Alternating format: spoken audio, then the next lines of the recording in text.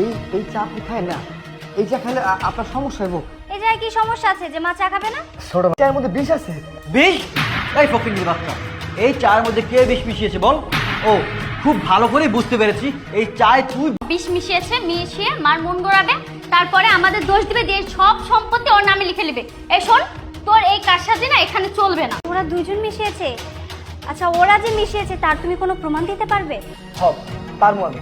এই চায়ে যদি বিষ ওনারা মিশিয়ে না থাকে। চার কাপটা দাও। যেহেতু জিনিসটা প্রমাণ করতে হবে, তাহলে এক কাজ করো, আমাদের বাড়ির চা। তুমি কি পাগল হয়ে গেছো? হ্যাঁ? তুমি এই বাড়িতে বউ হয়ে আসার পর কখনো দেখেছো এই সস্তা চা পাতার চা দিয়ে আমি কখনো রং চা খেয়েছি? ও আচ্ছা, বুঝতে পেরেছি। ভাবি, তুমি ভালো করে জানো আমি দুধ চাও খাই না, রং চাও খাই না, আমি শুধু কফি খাই।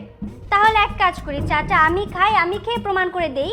খাবে না তুমি? বললাম তো চাটা আমি খাবো, কারণ প্রমাণ করতে হবে এই চায়ের মধ্যে বিষ আছে কি নেই। খাবে না তো বিষ মিশে না। দেখছেন ম্যাডাম, আমি নিজের কানে শুনছি, আমি নিজের চোখে দেখছি, এই জন্য কইছিলাম ম্যাডাম এই চায়ের মধ্যে বিষ আছে, ম্যাডাম রে খাওয়ায়েন না। ছি ছি ছি ছি, লজ্জা করো। এই কাজটা কেন করেছো তুমি? হ্যাঁ, আমি তো সবকিছু প্রমাণ পেয়ে গেলাম। ওরা তো আসলে মানুষ না, অমানুষ। এই জন্য নিজের মাকে মারতে সৎ মা বলে কখনো এই মানুষটাকে ওরা রেসপেক্ট পর্যন্ত করেনি। এই মানুষটা এই বাড়িতে বউ হয়ে আসার পর থেকে নিজের সন্তান পর্যন্ত নেয়নি। ছি, তোমাদের বিষয়টা পরে দেখছি। আরে যে তুমি, আমি একটা জিনিস বারবারই লক্ষ্য করেছি, আমাদের বাড়িতে কাজে নজর রাখো। সব সময় তুমি আমার শাশুড়ি মায়ের পাশে পাশে থাকার চেষ্টা করো। কেন বলো তো? এই সব কিছুর পেছনে নিশ্চয়ই কোনো না কোনো রহস্য আছে। এমন কথা কইেন না ম্যাডাম, আসমান জমিন সব ফাইটা যাইব, আল্লাহর আরশ খাই পারবে। উনি হইতেছে আমার আমার জন্ম দেয়নি মা। কি? এই ছেলে, তুমি সব ছেলে মেয়ে, তুমি কেন কেন তুমি আমার নামে এত বড় মিথ্যা অপবাদ দিচ্ছ? মা আমি আমি রফিক রিক্সাওয়ালারে তুমি বিয়া করছিলাম, এরপর আব্বা আরেকটা বিয়া করে হ্যাঁ চলে গেল। আমি পুরো এতিমের মতো একা হয়ে গেলাম মা। আমি আমি তোমার খুবই বড় হয়েছি, আমি অনেক জায়গায় খোঁজার চেষ্টা করছি তোমার আম্মা, আমি পাই নাই। একদিন একদিন এই বাসার নিচে আমি বাড়ির আশেপাশে সব সময় ঘুর করতাম।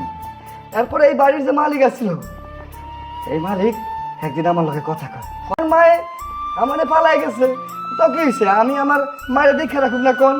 আর কইতে বাবা, আর কইতে, নিজের সুখের জন্য আমি আমার মুখের মানিকরে ফেলায় তোর বাবার হাত ধরে পালাই আসছিলাম। বাবা, এই নরকের মধ্যে তোমার রাখলে ওরা তোমার মায়ের ফেলাবে, তুমি আমার লগে আহো। হ্যাঁ, এই নরকপুরি থেকে তুমি তোমার মাকে নিয়ে, আমি চাই মা তার ছেলের সাথে থাকুক, সেটা গাছতলায় থাকুক, রাস্তায় থাকুক, তবুও মা ভালো থাকুক, কারণ মাকে আমি অনেক ভালোবাসি। এই বাড়ি থেকে তো চলেই যাব, তাই আমার মাথার উপরে একটা বোঝা আছে। এই বোঝাটা আজকে আজকে আমি নামাই। আজকে আমার সাথে বেইমানি করলি, কিন্তু আমার রক্ত আমার সাথে বেইমানি করে নাই।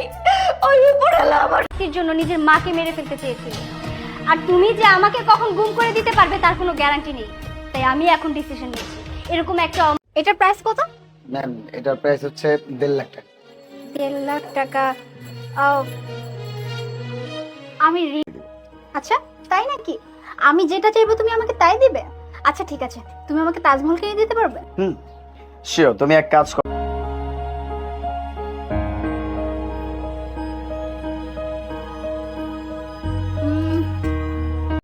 ম্যাম এটার প্রাইস হচ্ছে 30,000 টাকা। 30,000? হ্যাঁ ফাইনাল, আমি এটাই নেব। শুধু নেই? হ্যাঁ দেখো, অনেক সুন্দর, কত সুন্দর মানাচ্ছে। ভাইয়া এটা প্যাক করে দেন। মনে এক কাজ করো, তুমি বাইরে গিয়ে ওয়েট করো, আমি পে করে আসছি। আচ্ছা। কি ব্যাপার, বসে পড়লা কেন? তোমাকে একটা রিং গিফট করছি, আমাকে পরে দেখাও। বাবা না আলিফ, তোমার এই অধৈর্য না আর ভালো লাগে, সব কিছুতে অধৈর্য। আমি এমনই, তুমি পড়ো। আচ্ছা ঠিক আছে। আলিফ এটা তো ওই নেকলেস যেটা কিনা আমার বলো, থামলে কেন? এটা সেই নেকলেস যেটা তোমার অনেক সামনে দুনিয়ার কোনো জিনিসই দামি নয়। আমি আমার বউর জন্য সবকিছু করতে পারি। আমি তো তোমাকে তাজমহলও গিফট করতে পারতাম, কিন্তু আফসোস এটা কেউ বিক্রিই করবে না। আমার কাছে কোথাও থেকে না। তাহলে ইএমআই করে কিনছি, প্রতি মাসে মাসে ইনস্টলমেন্ট ভরবো, কোনো সমস্যা নেই। কিন্তু এক ধরনের ইনভেস্টমেন্ট, ঠিক আছে? এগুলোর দাম প্রতিনিয়ত বাড়তে থাকে। পড়ো। পরিয়ে দাও।